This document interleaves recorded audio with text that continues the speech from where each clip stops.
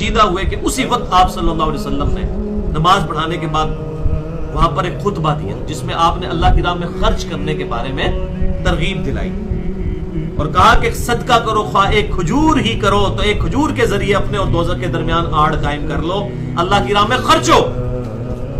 بڑی ترغیب ہے۔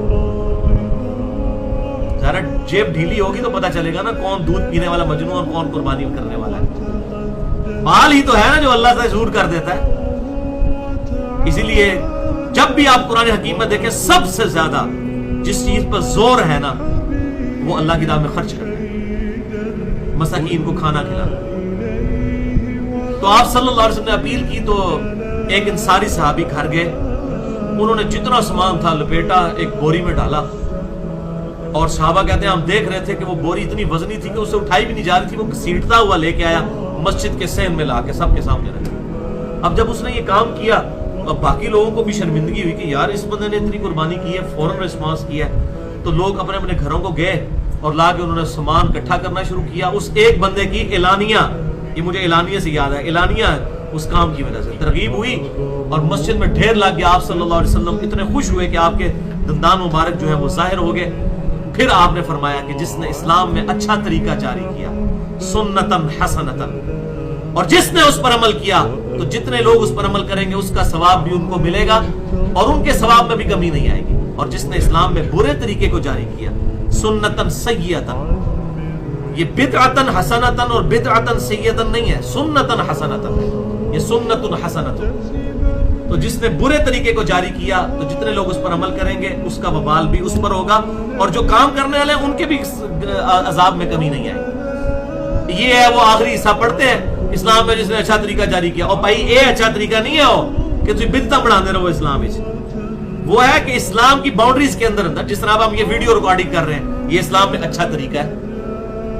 ایئر کنڈیشن لگے ہوئے ہیں اچھا طریقہ ہے کہ لوگ سکون کے ساتھ 100 کے قریب لوگ بیٹھے ہوئے، ورنہ جتنی گرمی ہے بیٹھ سکتا ہے اتنا بندہ، قالین بچھا ہوا ہے۔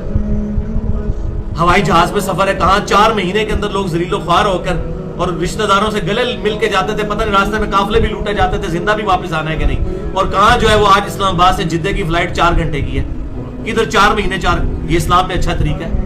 الیکٹرانک کاؤنٹر اسلام میں اچھا طریقہ ہے، احادیث کے سافٹ ویئرز اسلام میں اچھا طریقہ ہے، قرآن حکیم کو سافٹ ویئرز کی PDF کی فارم میں لے کے آنا یہ اسلام میں اچھا طریقہ ہے۔ اسلام تو اپنی جگہ موجود ہے نا، یہ قالین یا ایئر کنڈیشن لگانے سے کوئی اسلام تو نہیں بدل گیا نا کہ ہم نیت کرتے ہیں جناب اتنے اس قالین دے تھلے اس پکھے دے سامنے اس ایئر کنڈیشن دے منہ طرف خانہ کعبہ شریف، یہ کوئی نیت کرتا ہے؟ ہمارے دل میں نیت کیا ہوتی ہے؟ اس سے تو کوئی فرق نہیں پڑتا۔ یہ سب کے سب اچھے طریقے ہیں، یہ بدعتیں نہیں ہیں۔ بات جسے ڈیٹیل چاہیے ہو تو 75B دیکھ لیں۔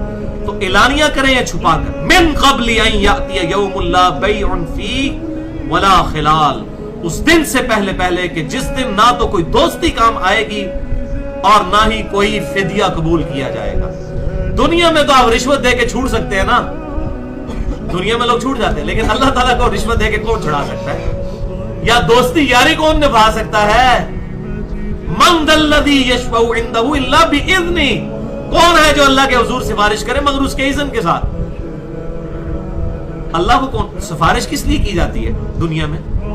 آپ تھانے جائیں گے، آپ کہیں گے اس تھانے دار کو کہ بھائی یہ بڑا شریف آدمی ہے، میں اس کو پرسنلی جانتا ہوں، یہ جو آپ کو بتایا گیا غلط ہے، یہ مجرم نہیں ہے۔ اللہ تعالیٰ کو کوئی کہہ سکتا ہے یا اللہ تجھے نہیں پتا تو جڑا بندہ پڑھیا نے غلط پڑھ لیا، مجھے پتا ہے بڑا چنگا بندہ ہے، وہ کر سکتا ہے؟ نہیں۔ اس لیے کہا گیا من ذا الذی یشفع عندہ الا باذنہ، اللہ اذن دے گا تبھی سفارش کی جائے گی، ورنہ کوئی کسی کی سفارش بھی نہیں قیامت والا دن کر سکے گا۔ کیوں؟ وہ کس کو سفارش کرے، اس کو تو سب کچھ پتا ہے۔ تو اللہ تعالیٰ پھر اپنے محبوب صلی اللہ علیہ وسلم کے اعزاز میں یہ چیز کرے گا۔ معاف تو اللہ نہیں کرنا ہوتا ہے، مہمان خصوصی آپ صلی اللہ علیہ وسلم ہوں گے قیامت کے دن کے۔ عسیٰ ان یبعثک ربک مقاما محمودا، اور پھر آپ صلی اللہ علیہ وسلم کے ذریعے اللہ تعالیٰ امت کی شفاعت فرمائے گا، اور پھر اس کے بعد اللہ کے نیک بندے بھی شفاعت کریں گے، لیکن اللہ کے اذن سے۔ اللہ تعالیٰ ڈیفائن کرے گا اس چیز کی شفاعت ہوگی۔ تو شفاعت پہ میرا مسئلہ نمبر جو 88B ہے، کمپلیٹ حدیث شفاعت۔